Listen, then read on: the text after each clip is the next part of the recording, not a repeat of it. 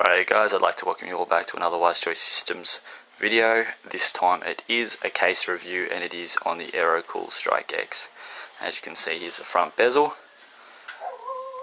Now at the bottom down here you have your 200mm fan, and it is actually filtered, so you can pull the filter out, which we won't at the moment. So we'll slide it out a little bit more, and it is bezeled here as well, so you can see behind there's the red Aerocool fan. As we work our way up, you've got a bit of cooling here. Not too sure if you can fit a fan behind here. As I said, I haven't built in this yet, so I haven't had a look at it. Down the bottom here you've got your little Aerocool symbol. It works its way up. Now you've got 4 optical bays, and to get your optical bay in, you just squeeze these 2 together and it pops out just like that. So it's quite easy. Up the top here you got 4 USBs, 2 USB 3.0, 2 USB 2.0, your headphone mic jacks, your LED just here and here, your power and your reset here is here, so you got your power and your reset, and I believe that there's going to be your HDD and your power LED. I believe that these will be on all the time, or it might be like the Aerocool where it is actually like a HDD and flashes. I'm not sure. Each one of these fan controllers just here can hold up to 6 fans. In here you have your 2.5 and 3.5 hot swap bay for your SATA. In this bezel here you have another 200mm fan, and I'll swing it around. We'll go this way for a sec. Now that's the side panel to your the back end of your motherboard. So if you wanted to exhaust the back of your motherboard and where your cable management would be, you can obviously throw a fan there because it is vented. Now I'll just swing this case around this way, because what we're going to do, and I'll show you the side, and then I'll show you the back, top and the back after this. So now as you can see here, so it's quite a big case, well obviously as it is a full-size tower case. So now that's the window. Now you can fit obviously quite a few different sized fans there, 120, 140, whatever it is that you want to fit on there, obviously you can. You've got centering holes for a 200mm if you want to center a 200mm, or whatever it is that you generally prefer to do. We'll keep pulling this around.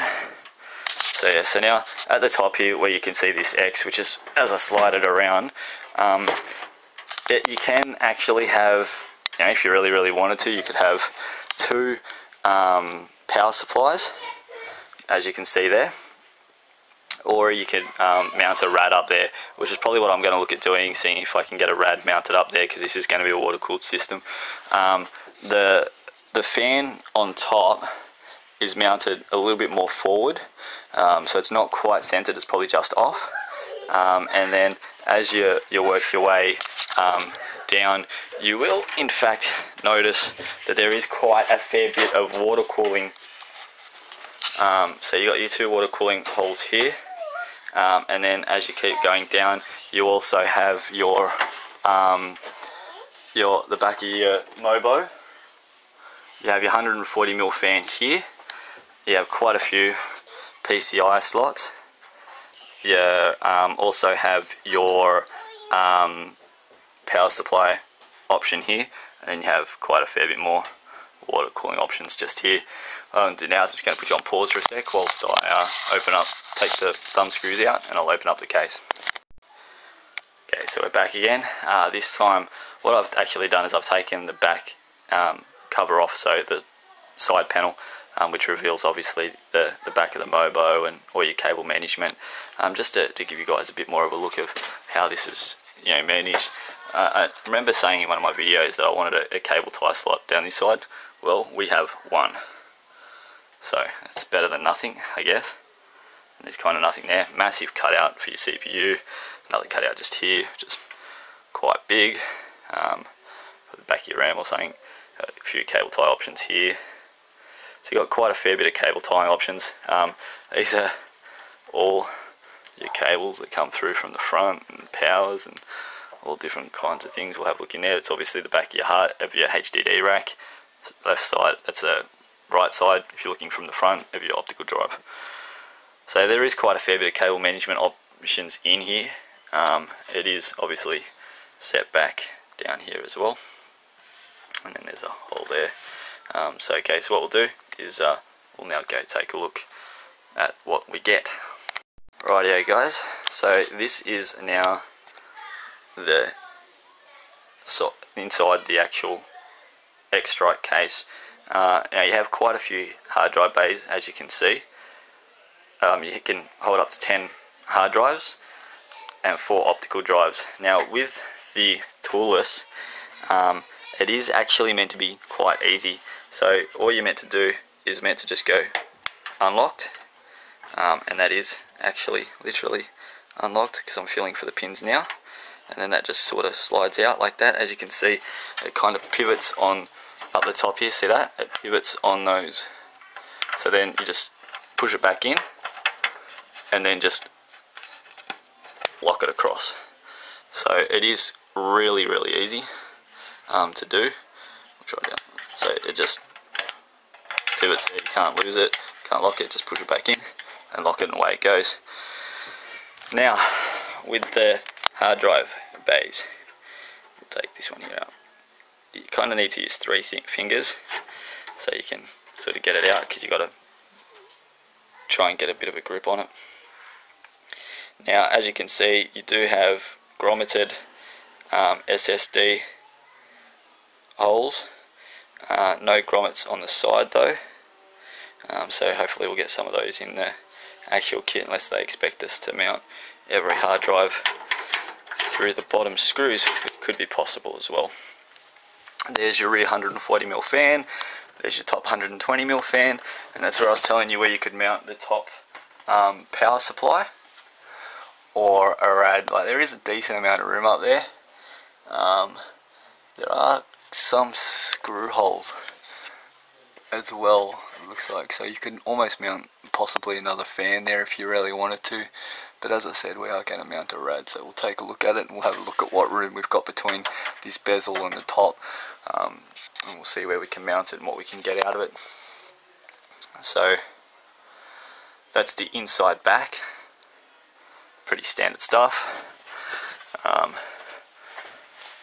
There's obviously up inside your optical bay, up in there is all your cabling and everything like that. There's the thing for your hot swap bays, all of that. Now these things here, these are each fan controller. So you've got your front, actually I think it goes front, rear and side, and as you can see, each one holds up to 6. So you got 1, 2, 3, 4, 5, and then 6 at the back. So all up, you're going to be able to have what, 18 fans. So if you guys can find some fair reason to put 18 fans in this case and where they would go, please post below and why you would do it. But anyway, I suppose maybe if you, instead of running the side fans or something, put a 200mm on there and then run maybe some hard drive coolers, I suppose you could do, and just hook it up to the side paneling or something like that. Now this is what else I was telling you about. The bottom is bezeled, and you do have your fan options down the bottom, so you can chuck a fan down there. Got some rubber pads just here so that you can sit your hard drive on it. Not sure what that stuff is, but it came off the box, but anyway. And then what do we got here? Let's have a look. What cables do we get? Cables are always fun, you know. And apparently I can't do that one-handed. Okay, so that was for the, we'll get rid of all this stuff here. Sorry guys, we'll just get rid of that. Alright, so what do we got? Now we've got power. It actually says power on it. I'm trying to, just a Molex cable. This camera's pretty ordinary. Sorry guys, I'm trialing a different camera, trying to find a decent one that I actually like to use. So you got a couple of Molex cables. You've got quite a few actually. It doesn't actually say, apart from one, it just says one's power. The rest of them there is no labeling on. Sorry, drifting with the camera. So obviously here you've got your So you got your reset switch, HDD LED, power switch, and power LED. So you've got all those there. Quite a few Molex, get out of the way. That's for obviously your hotspot bays. That's probably what that power one was for. You then have obviously your fan here, so you can either run it via Molex or you can plug it straight in. That's up to you. You've got your standard USB and your HD audio, and then obviously you've got your two USB 3.0 cables. All pretty standard stuff really. So, and all these fans come with either the ability to plug into a Molex or the ability to plug into a fan controller or onto your Mobo. So let's have a look at what we get. I'm going to do this down here on our floor. Probably shouldn't really, but I am seriously running out of room, and this case takes up a butt ton. Now, in our box of goodies, we get wheels. So you can transport your case. What else do we get? And everything is labelled. This, I actually like the Aerocool when you get into their high-end stuff, because they actually... Sorry, I'm just going to quickly use this hand. Probably should have paused it, but you guys will be right. There we go. Now, you have everything labelled. So you got FDD screws, you got wheels, screws, HDD screws, motherboard power, MB power screw. And that's all you get. No cable ties. Well, that's a bit stingy of them. Give us cable ties. I guess that's because we get wheels. There you go, guys. Wheels or cable ties. Anyway, so yeah, so guys, that's the case. I will be building in it. As I said, I'm going to water cool it. Probably just put maybe something like a thermal take, big water or something like that. We'll see how we go. Chuck in some Skype fans in there, and probably an AMD build is what I'm thinking, but we'll take a look at it. Anyway guys, as usual, any questions, feel free to post below, and hopefully over the next day or two I'll get this thing built.